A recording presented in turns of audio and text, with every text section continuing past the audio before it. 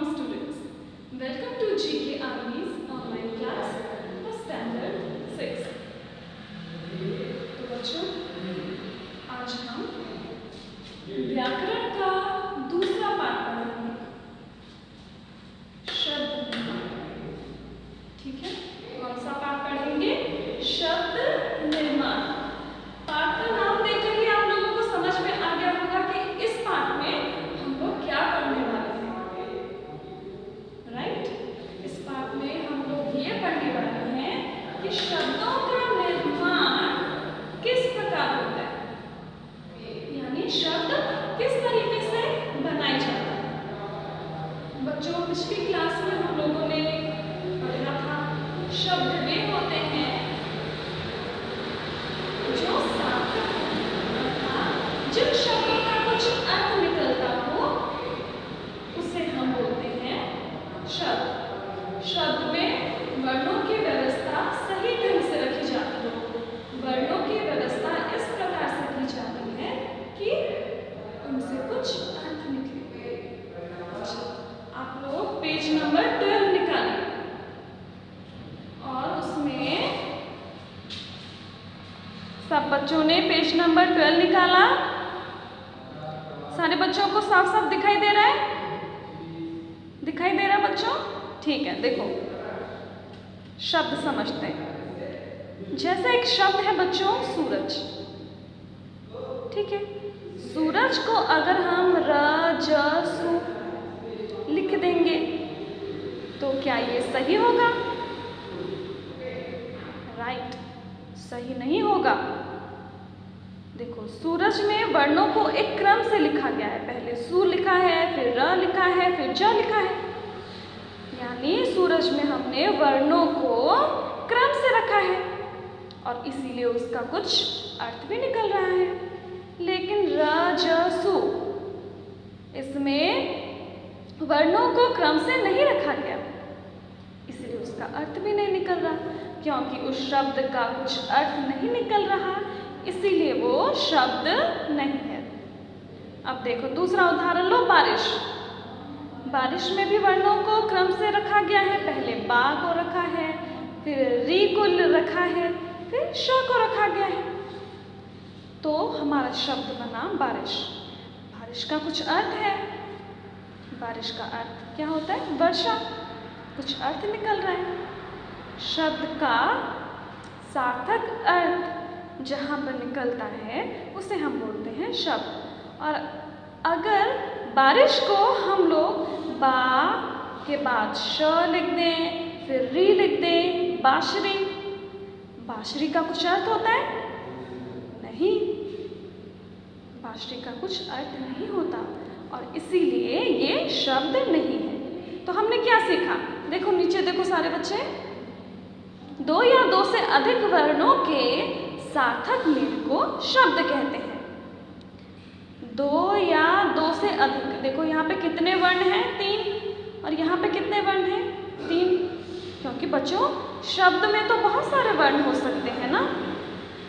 जैसे शलगम। शलगम में कितने वर्ण हैं बताओ? Very good, 4। तो उसी प्रकार दो या दो से अधिक वर्णों के सार्थक मेल को शब्द कहते हैं। खाली वर्णों का मिल जाना ही शब्द नहीं कहलाता।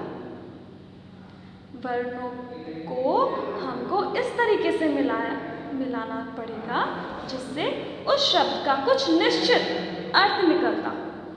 अगर उस शब्द का कुछ निश्चित अर्थ नहीं निकलता है तो वो शब्द नहीं है। ठीक है, यहाँ तक समझ में आया शब्द किसे कहते हैं? अब देखो, घोड़ा, तबला, हार। घोड़े को हम घोड़े ही कहेंगे, घोड़ा ही कहेंगे और कुछ तो नहीं कहेंगे। और तबला को भी हम तबला ही कहेंगे, इसका कुछ और नाम तो है नहीं। और हार को भी हम लोग हार ही कहेंगे और कुछ तो नहीं है। ये जो शब्द हैं इनके लिए एक निश्चित अर्थ है, इसीलिए इनको रूढ़ शब्द कहा जाता है। ठीक है, कुछ शब्द ऐसे होते हैं जिनको केवल उन्हीं नाम से पुकारा जाता है, और उसका एक निश्चित अर्थ होता है, और इनकी जगह हम कुछ और नहीं बोल सकते। तबले की जगह हम और कोई शब्द प्रयोग नहीं कर सकते, हार की जगह हम और कोई शब्द नहीं प्रयोग कर सकते, इसलिए इन्हें रूढ़ शब्द भी कहा जाता है। रूढ़ शब्द का अर्थ ये होता है कि उन शब्दों का अर्थ निश्चित विशेष रूप से वही है, उन शब्दों की जगह और कोई दूसरा शब्द हम लोग प्रयोग नहीं कर सकते। ठीक है, लेकिन बच्चों रूढ़ शब्द से नए शब्द भी बनते हैं। जैसे पेज नंबर 13 में आओ, आए सारे। अभी देखो घोड़ा, घोड़ा से नए शब्द हम इस पाठ में क्या पढ़ रहे हैं? शब्द निर्माण पढ़ रहे हैं, यानी शब्दों का निर्माण किस प्रकार से किया जाता है यही पढ़ रहे हैं ना। तो घोड़ा से शब्द निर्माण हो सकता है, नए शब्द बनाए जा सकते हैं। हाँ, बनाए जा सकते हैं। जैसे घोड़ा से कौन सा शब्द बनेगा? घुड़सवार। साफ साफ दिखाई दे रहा है आप लोगों को? बच्चों दिखाई दे रहा है? ठीक है। घोड़ा गाड़ी,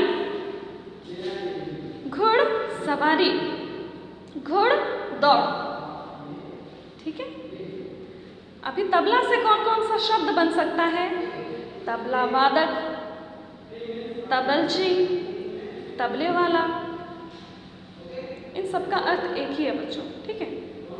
और देखो हार से कौन कौन सा नया शब्द बन सकता है? उपहार, विहार, प्रहार, संहार, आहार। ठीक है। अभी मूल शब्द से जो नए शब्द बने हैं, यानी मूल शब्द में हम लोग जो नए शब्दांश जोड़कर नए शब्द बनाए गए हैं, उसे हम बोलते हैं व्युत्पन्न शब्द। देखो हमने देखा कि मूल शब्दों के शुरू या अंत में, ठीक है, मूल शब्द के जैसे हार है, मूल शब्द के शुरू प्रारंभ में कुछ शब्दांश जोड़कर या अंत में कुछ शब्दांश जोड़कर जो नए शब्द बनाए जाते हैं उनको बोलते हैं, उन शब्दों को बोलते हैं व्युत्पन्न शब्द। समझ में आया? एक और बात समझो, मूल शब्द के प्रारंभ में या मूल शब्द के, ये मूल शब्द है तबला, मूल शब्द के अंत में कुछ शब्दांश, नए शब्दांश जोड़कर जो नए शब्द बनाए जाते हैं उसको हम बोलते हैं व्युत्पन्न शब्द। ठीक है, समझ में आया? अभी देखो बनावट की दृष्टि से शब्दों के दो प्रकार हैं। अभी शब्द कैसे बनाए जाते हैं बनावट की दृष्टि से, उनकी रचना किस प्रकार से होती है? रचना के आधार पर, बनावट के आधार पर शब्दों के दो प्रकार होते हैं। एक मूल शब्द यानी वो रूढ़ शब्द है, ठीक है, मूल शब्द, और दूसरा होता है व्युत्पन्न शब्द।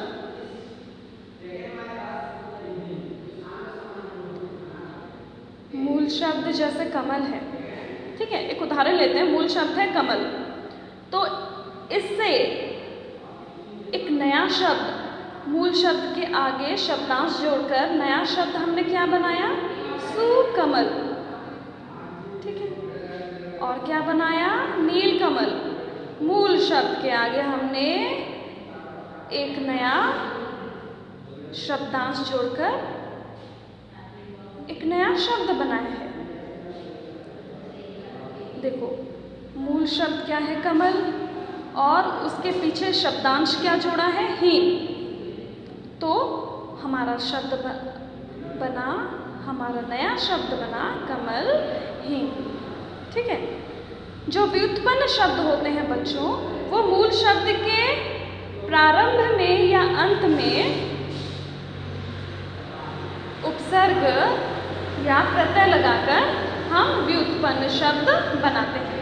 पिछली कक्षा में हम लोगों ने प्रत्यय और उपसर्ग पढ़ा था। प्रत्यय और उपसर्ग याद करो। प्रत्यय हम लोग मूल शब्द के पीछे लगाते थे और उपसर्ग हम मूल शब्द के आगे लगाते थे। याद आया? अब देखो जल। जल से ध्यान दो, जो व्युत्पन्न शब्द होता है मूल शब्द के आगे या मूल शब्द के पीछे प्रत्यय या उपसर्ग लगाकर नए शब्दों का निर्माण किया जाता है। ठीक है, अब दूसरा उदाहरण लो, देखो जल, जल से व्युत्पन्न शब्द कौन कौन सा बनाया हमने? निर्जल, सजल, जलवायु। अभी पाठ देखो, पाठ से व्युत्पन्न शब्द कौन कौन से बने? सुपाठ, पाठक, कविता पाठ। ठीक है, अभी हम देखेंगे कि मूल शब्द में उपसर्ग लगाकर, उपसर्ग मतलब पता है ना बच्चों आप लोगों को? उपसर्ग मूल शब्द के आगे शब्दांश लगाकर जो नए शब्द बनाए जाते हैं उन्हें हम बोलते हैं उपसर्ग। ठीक है, तो उपसर्ग, उपसर्ग लगाकर भी हम नए शब्द बना सकते हैं। बना सकते हैं या नहीं बताओ? हाँ, बना सकते हैं। तो देखो, सबसे पहले वे शब्दांश जो मूल शब्द के पहले लगकर, उपसर्ग पहले लगता है ना, उनके अर्थ में विशेषता या परिवर्तन ला देते हैं। मूल शब्द के प्रारंभ में लगकर उसके अर्थ में विशेषता या परिवर्तन ला देते हैं। या तो उसका अर्थ विशेष हो जाता है या फिर उसका अर्थ बदल जाता है, उन्हें हम उपसर्ग कहते हैं। हिंदी के अलावा संस्कृत और फारसी के उपसर्गों से भी नए शब्द बनते हैं। बच्चों, हिंदी के तो उपसर्ग होते ही हैं, ये तो सबको पता ही है। इसके अलावा भी संस्कृत और फारसी के उपसर्ग लगाकर भी नए शब्दों का निर्माण किया जाता है। अब देखो, हमारा उपसर्ग है, संस्कृत के उपसर्ग पढ़ेंगे। ठीक है, यानी वो शब्द संस्कृत के हैं। अ, उपसर्ग अ से क्या क्या नए शब्द बनाया? अज्ञान, अभाव, अशांत, अधर्म, अशुभ। ठीक है, अन, अनिच्छा, अनादर, अनावश्यक। इस बात का भी ध्यान देना बच्चों, जब भी हम लोग उपसर्ग या प्रत्यय लगाते हैं तो मूल शब्द का कुछ ना कुछ अर्थ होना चाहिए। अगर मूल शब्द का कुछ अर्थ नहीं निकल रहा तो वो शब्द नहीं माना जाएगा। ठीक है, इसीलिए मूल शब्द का कुछ ना कुछ अर्थ होना ही चाहिए, चाहे उसके आगे हम उपसर्ग लगाएं या उस शब्द के पीछे हम लोग प्रत्यय लगाएं। जैसे देखो, अज्ञान में मूल शब्द क्या है? ज्ञान। ज्ञान मूल शब्द है, तो ज्ञान का कुछ अर्थ है या नहीं? हाँ, ज्ञान का तो अर्थ है नॉलेज। इसीलिए मूल शब्द का कुछ ना कुछ अर्थ होना ही चाहिए, तभी तो उसका अर्थ कुछ निकलेगा, चाहे हम उसके आगे उपसर्ग लगाएं या प्रत्यय लगाएं। ठीक है, आप एक उदाहरण लेते हैं, अब उसके बाद हम आगे बढ़ेंगे। अनु, अनु, अनु उपसर्ग है। कुल, कुल, अनुकूल, अनुरूप, अनुवाद, अनुसार। ठीक है, हम उपसर्ग का प्रयोग करके शब्द का निर्माण कर रहे हैं। ठीक है, अब बाकी सब आप पढ़ेंगे। अब पेज नंबर आ जाइए 14। आए सारे? अभी हम लोग पढ़ेंगे हिंदी के उपसर्ग। हिंदी के उपसर्ग देखो, अन, दु, नी, अ, भर, स, सु, कु। अन से, अन उपसर्ग से शब्द बनाया है हमने अनपढ़, अनजान, अनबन, अनमोल। और देखो, नी, नी उपसर्ग से हमने कौन कौन सा शब्द बनाया है? निडर, निकम्मा, निहत्था। और अ उपसर्ग से अकाल, अजान, अपढ़। ठीक है, ये बाकी आप पढ़ें। अभी अरबी फारसी के उपसर्ग, अरबी फारसी के भी उपसर्ग होते हैं, तो अरबी फारसी के उपसर्ग यहाँ पर लिखे हैं। देखो, ना, बे, कम, बद, खुश। अरबी फारसी के उपसर्ग लेकर नए शब्द का निर्माण किया गया है। देखो ना उपसर्ग है ना, नालायक, नादान, नासमझ, नापसंद। और बे उपसर्ग से कौन कौन सा शब्द निर्माण किया गया है? बेईमान, बेअदब, बेरहम, बेढंगा, बेनाम। खुश, खुश उपसर्ग से देखो खुशकिस्मत, खुशमिजाज, खुशखबरी। ठीक है, बाकी आप लोग पढ़ेंगे, आपको समझ में आ रहा है? गुड। अभी हम देखेंगे, ऐसा नहीं होता बच्चों कि मूल शब्द के आगे हम जैसे उपसर्ग, मूल शब्द के आगे एक ही उपसर्ग लगाया जाए। कभी कभी ऐसा होता है मूल शब्द के आगे एक से ज़्यादा 2 उपसर्ग भी लग जाते हैं। जैसे देखो, पहला शब्द लेते हैं, मूल शब्द है वर्ण, मूल शब्द है वर्ण और उसके आगे उपसर्ग लगाया है आ और उपसर्ग लगाया है परी। ठीक है, वर्ण में कौन कौन सा उपसर्ग लगा है? परी और आ। परी भी एक उपसर्ग है और आ भी एक उपसर्ग है। उस तरीके से कितने उपसर्ग हो गए? 2। परी आवरण, पर्यावरण। ठीक है, अब दूसरा देखो गत। गत में 2 उपसर्ग लगे हैं, पहले लगा है सु, फिर बाद में लगा है आ। सुआगत, स्वागत। ठीक है, अभी गति। गति मूल शब्द में 2 उपसर्ग लगाए हैं, पहले लगा है कु, फिर लगा है सम। कुसंगति, कुसंगति। ठीक है, अभी दूसरा मूल शब्द देखो करण। करण में पहले उपसर्ग लगा है वी और उसके बाद उपसर्ग लगाया गया है आ। वी आ करण, व्याकरण। ठीक है, तो इसमें हम लोगों ने ये जाना कि कभी कभी एक से अधिक उपसर्ग भी शब्द से पहले जुड़ जाते हैं। कभी कभी एक से अधिक उपसर्ग भी मूल शब्द के आगे जुड़कर नए शब्दों का निर्माण करते हैं, जैसे हमने यहाँ पे देखा। आया सबको? गुड। अभी सारे बच्चे पेज नंबर 15 में आओ। अभी हम ये देखेंगे बच्चों कि हमने क्या क्या पढ़ा। ठीक है, ध्यान दीजिए अपनी बुक में। हमने जाना मूल शब्द किसी एक अर्थ के लिए रूढ़ हो जाते हैं। इसका मतलब ये है जो मूल शब्द होता है उसका एक निश्चित अर्थ होता है, उस निश्चित अर्थ के अलावा उसका दूसरा कोई अर्थ नहीं होता। अब दूसरा देखो, मूल शब्दों में शब्दांश जोड़कर व्युत्पन्न शब्द बनते हैं। हाँ, मूल शब्द में हम लोग उपसर्ग या प्रत्यय लगाकर जो नए शब्द का निर्माण करते हैं, उन नए शब्दों को हम बोलते हैं व्युत्पन्न शब्द। यानी मूल शब्द से जो नए शब्द उत्पन्न हुए हैं उन्हें हम बोलते हैं व्युत्पन्न शब्द। अभी आगे देखो, उपसर्ग, प्रत्यय और समास नए व्युत्पन्न शब्द बनाने की विधियां हैं। इसमें ये बोला गया है जब हम मूल शब्द के आगे उपसर्ग लगाते हैं, प्रत्यय लगाते हैं या समास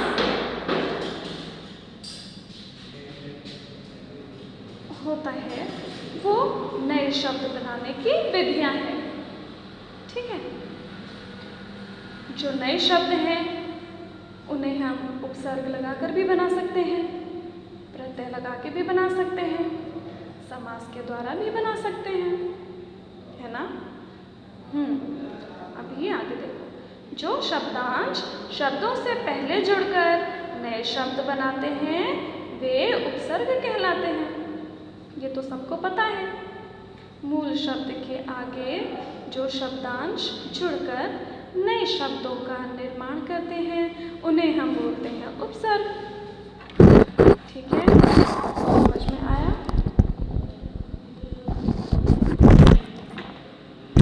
ठीक है बच्चों, अभी हम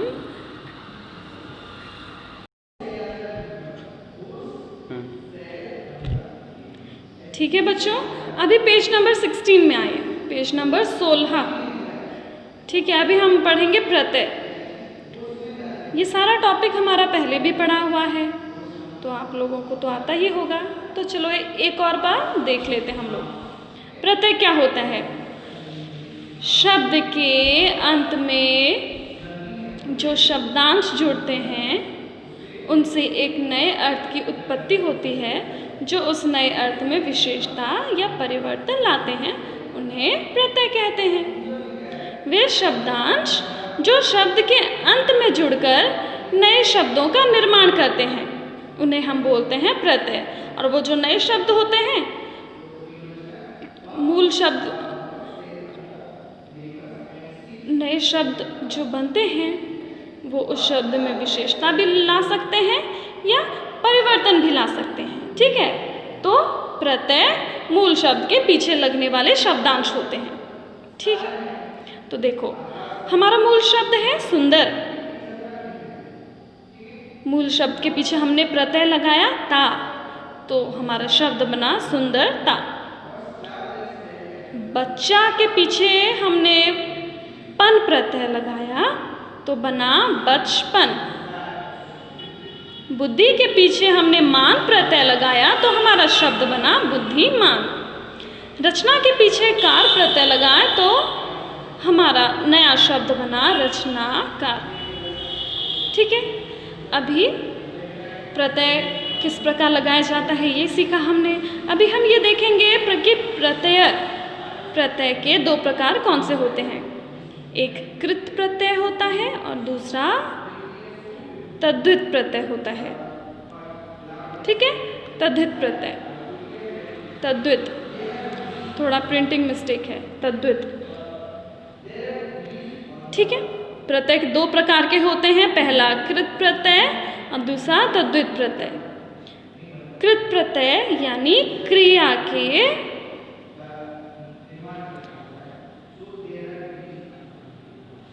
देखो, ये उदाहरण देखो, कृत प्रत्यय होता है वो प्रत्यय जो क्रिया के पीछे लगाए जाते हैं। ठीक है, ये क्रिया शब्द है। क्रिया शब्द के पीछे जो प्रत्यय लगाए जाते हैं उन्हें हम बोलते हैं कृत प्रत्यय। ठीक है, जैसे क्रिया है खाना, खाना के पीछे ऊ प्रत्यय लगाएंगे तो वो हो जाएगा खाऊ। गाना क्रिया है, गाना के पीछे हम लोग ऐया प्रत्यय लगाएंगे तो वो हो जाएगा गवैया। होना, होना क्रिया है, क्रिया के पीछे, होना के पीछे हम लोग हार प्रत्यय लगाएंगे तो वो हो जाएगा होनहार। उसी तरीके से देखो, चाटना के पीछे नी लगाएंगे चटनी, चढ़ना के पीछे आई प्रत्यय लगाएंगे तो चढ़ाई, चढ़ना के पीछे आवा प्रत्यय लगाया जाएगा तो वो हो जाएगा चढ़ावा। इस तरीके से आप लोग पढ़ेंगे। ठीक है, और ये समझने की कोशिश करेंगे कि क्रिया के पीछे प्रत्यय लगाने पर जो शब्द बनते हैं उसे हम बोलते हैं कृत प्रत्यय। और दूसरा था तद्धित प्रत्यय। तो तद्धित प्रत्यय संज्ञा से जुड़ने वाले प्रत्यय, संज्ञा शब्द के पीछे जो प्रत्यय लगाए जाते हैं उन्हें हम बोलते हैं तद्धित प्रत्यय। ठीक है, जैसे देखो, सूत, सूत का अर्थ होता है पुत्र। ठीक है, सूत के पीछे हमने आ प्रत्यय लगाया तो क्या शब्द बना सुता। ठीक है, छात्र, छात्र संज्ञा है, कौन सा संज्ञा है बताओ? व्यक्तिवाचक, जातिवाचक कि भाववाचक? व्यक्तिवाचक तो नहीं है क्योंकि ये किसी का नाम नहीं है, विशेष नाम नहीं बता रहा। भाववाचक भी नहीं है क्योंकि इसमें किसी भाव के बारे में पता नहीं चल रहा। जातिवाचक, ये जातिवाचक शब्द है छात्र, क्योंकि छात्र तो बहुत सारे होते हैं, किसी विशेष छात्र के बारे में पता नहीं चल रहा। तो छात्र संज्ञा है, वृद्ध संज्ञा है, भूख संज्ञा है, प्यास संज्ञा है, मैल संज्ञा है। ठीक है, तो संज्ञा शब्द के पीछे भी प्रत्यय लगाकर संज्ञा शब्दों के पीछे प्रत्यय लगाकर जो शब्द बनते हैं उन्हें बोलते हैं तद्धित प्रत्यय। ठीक है, तो देखो छात्र के पीछे आ प्रत्यय लगाया तो वो शब्द बना छात्रा। वृद्ध के पीछे आ प्रत्यय लगाएंगे तो शब्द बनेगा वृद्धा। भूख के पीछे आ प्रत्यय लगाएंगे तो शब्द बनेगा भूखा। प्यास के पीछे आ प्रत्यय लगाएंगे बच्चों तो शब्द हमारा बनेगा प्यासा। मैल के पीछे आ प्रत्यय लगाएंगे तो हमारा नया शब्द बनेगा मैला। आया समझ में? अब नीचे आओ, पन देखो, बच के पीछे हम पन लगाएंगे तो बचपन। छुट के पीछे हम लोग पन प्रत्यय लगाएंगे तो छुटपन होगा। अपना शब्द के पीछे हम लोग पन प्रत्यय लगाएंगे तो अपनापन। लड़क के पीछे पन लगाएंगे तो हो जाएगा लड़कपन। और कुछ उदाहरण देखो, ता सफल के पीछे ता प्रत्यय लगाएंगे सफलता।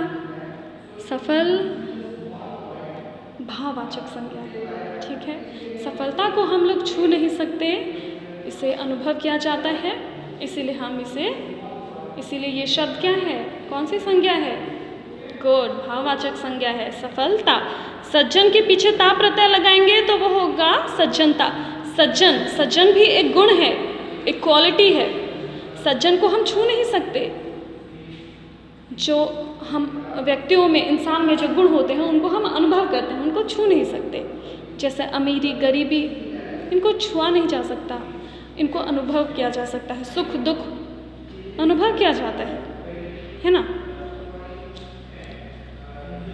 मनुष्यता, मनुष्य के पीछे ता प्रत्यय लगेगा तो शब्द बनेगा मनुष्यता।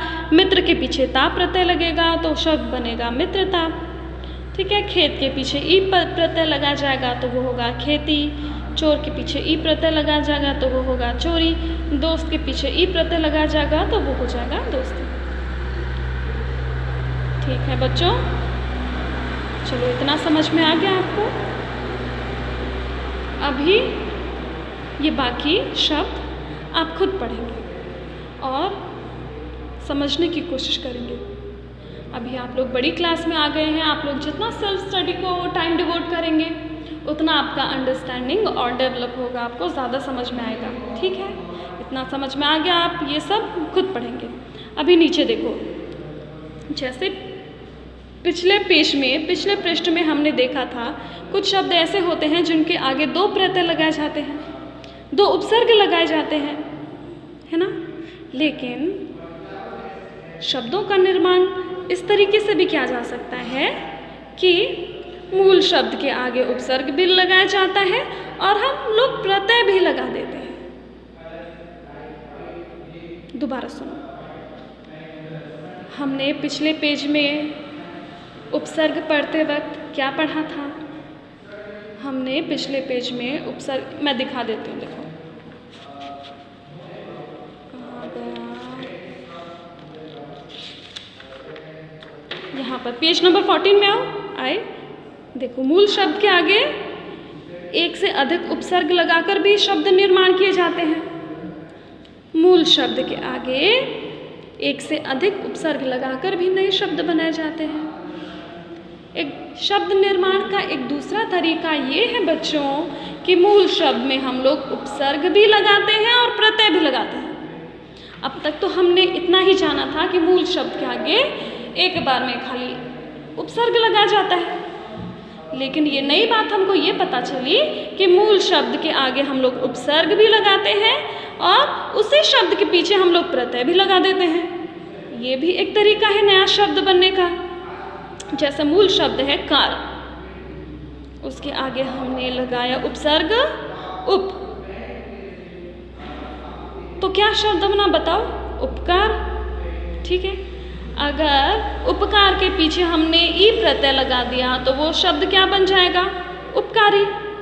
उप प्लस कार प्लस ई, है ना।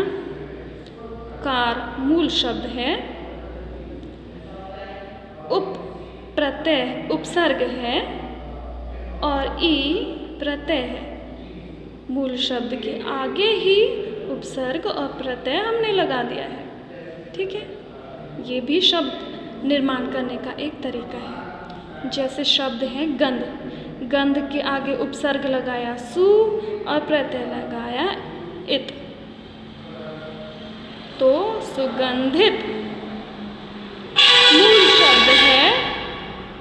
मूल शब्द है बू, उपसर्ग लगाया खुश और प्रत्यय लगाया दार, हमारा शब्द बना खुशबूदार। ठीक है, तो बच्चों अभी हमारा उपसर्ग खत्म हो गया।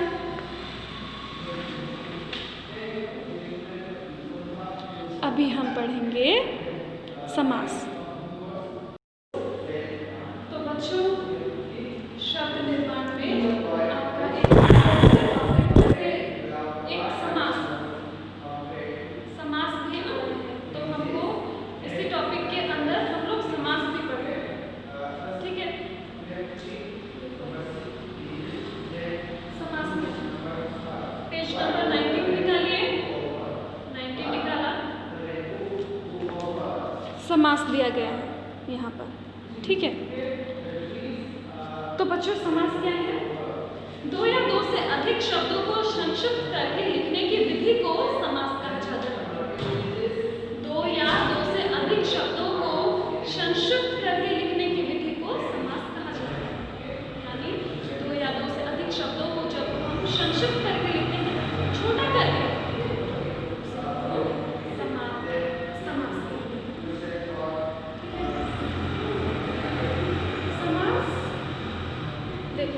समास में एक उत्तर पद होता है, पूर्व पद होता है और एक उत्तर पद होता है।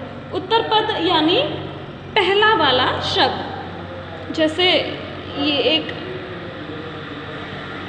समस्त पद है राजकुमार, उत्तर पद है राज, पूर्व पद है राज और उत्तर पद है कुमार। ठीक है, ये समस्त पद है राजकुमार। तो इसको जब हम तोड़ते हैं, ठीक है, जब हम समस्त पद को तोड़ेंगे, उसको अलग अलग करेंगे, तो उसको हम बोलते हैं समास विग्रह। ठीक है, उसको हम बोलते हैं विग्रह करना, अलग करना। जैसे राजकुमार को अलग करेंगे तो क्या होगा? राजा का कुमार, कुमार यानी बेटा। और नीलकमल, नीलकमल को हम नीलकमल का समास विग्रह करेंगे तो नीला है जो कमल।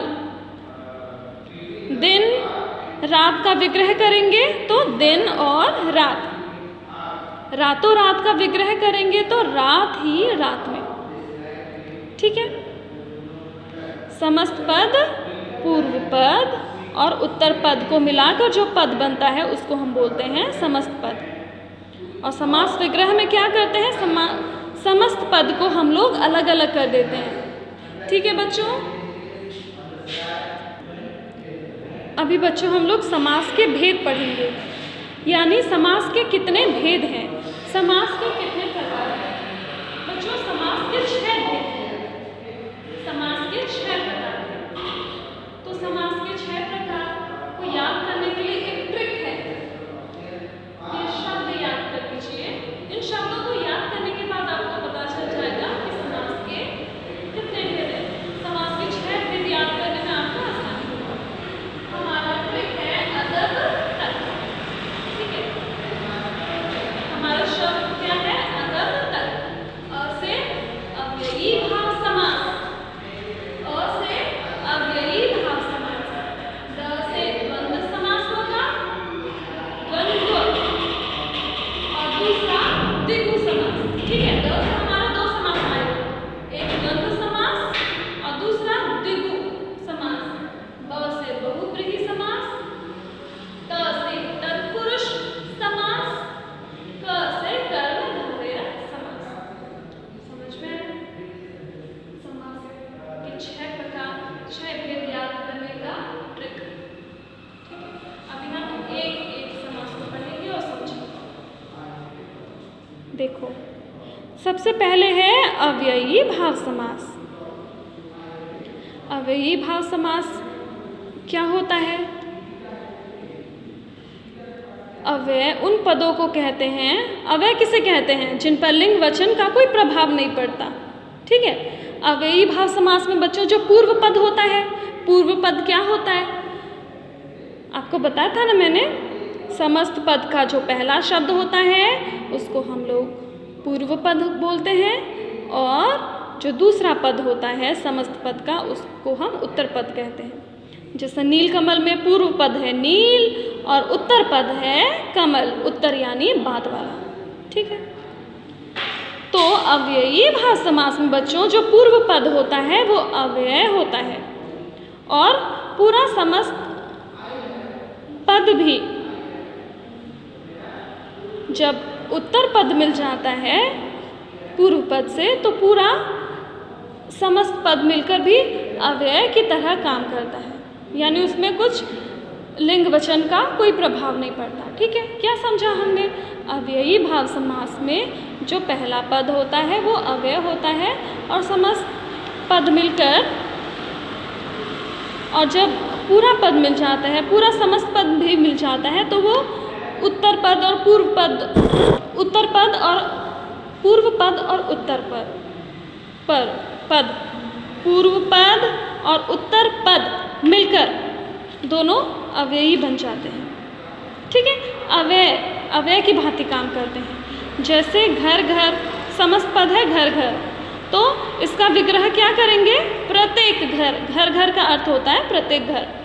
यथाशक्ति इसका विग्रह करेंगे तो क्या अर्थ निकलेगा? शक्ति के अनुसार। आजीवन इसका विग्रह करेंगे तो इसका अर्थ निकलेगा जीवन भर। भर पेट इसका विग्रह करेंगे तो इसका अर्थ निकलेगा पेट भरकर। ठीक है, अभी द्वंद्व समास। द्वंद्व समास बच्चों, द्वंद्व समास में उत्तर पद और पूर्व पद और उत्तर पद में विलोम शब्द में जिस प्रकार के संबंध होते हैं उस प्रकार का संबंध होता है, यानी एक दूसरे से उल्टे शब्द। ठीक है, विलोम होगा। देखो द्वंद्व समास में विलोम होगा भाई बहन। द्वंद्व समास को पहचानने का तरीका है कि पूर्व पद और उत्तर पद के बीच में एक निर्देशक का चिन्ह होगा, एक डैश का चिन्ह होगा। इसका अर्थ होता है और। देखो सुबह डैश, शाम, भाई बहन, दो चार, देश विदेश, लेन देन, भला बुरा, अपना पराया, दाल भात, सुख दुख, राजा रंग। पूर्व पद और उत्तर पद में विलोम शब्द का सा संबंध है। ठीक है, सुबह डैश शाम, इसका विग्रह करेंगे तो ये बनेगा सुबह और शाम। भाई डैश बहन, इसका विग्रह करेंगे तो बनेगा भाई और बहन। दो डैश चार, यानी दो और चार।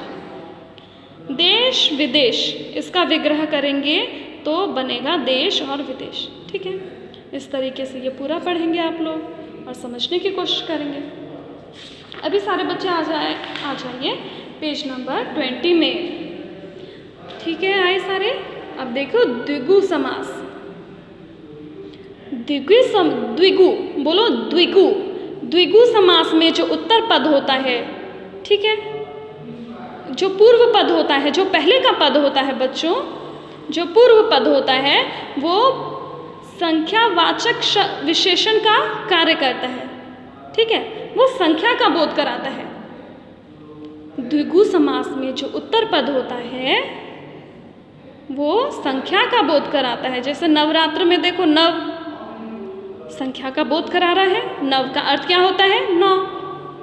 अब देखो शताब्दी, पूर्व पद है शत, शत यानी 100, संख्या का बोध करा रहा है। अब देखो पंचवटी, पूर्व पद है पंच, पंच यानी 5।